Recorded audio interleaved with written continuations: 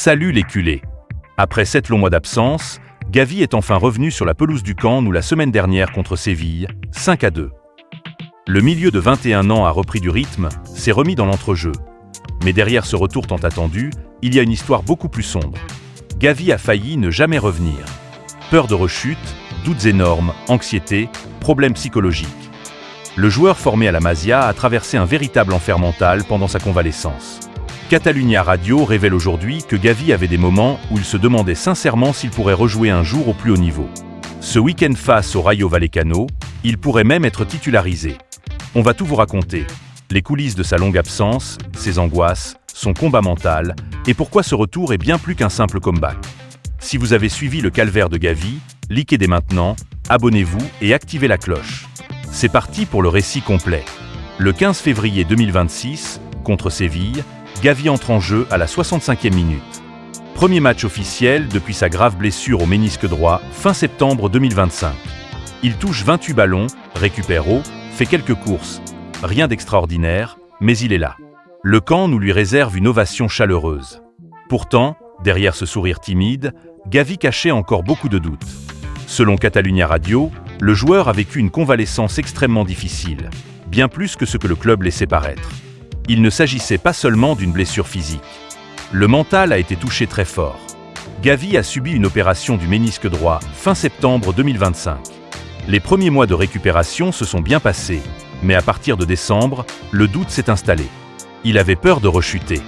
À chaque séance un peu plus intense, il ressentait des douleurs fantômes.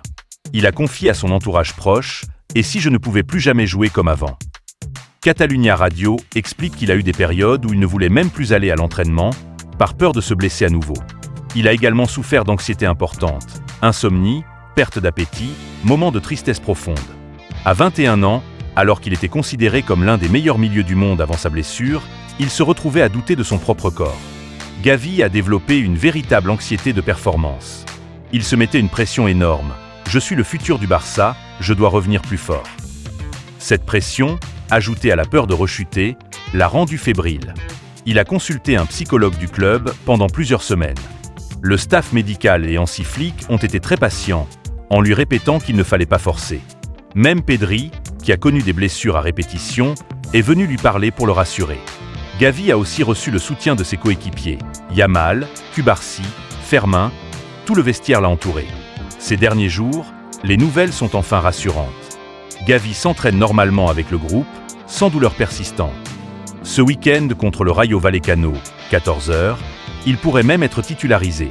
Flick a déclaré « Gavi est prêt mentalement et physiquement. On va y aller progressivement, mais il fait partie de nos plans. » Pour le Barça, ce retour est capital. Gavi apporte de l'intensité, de la récupération haute et cette grinta qui manque parfois à l'entrejeu. Si tout se passe bien, il pourrait redevenir un titulaire régulier d'ici fin mars. Le retour de Gavi a failli tourner au cauchemar.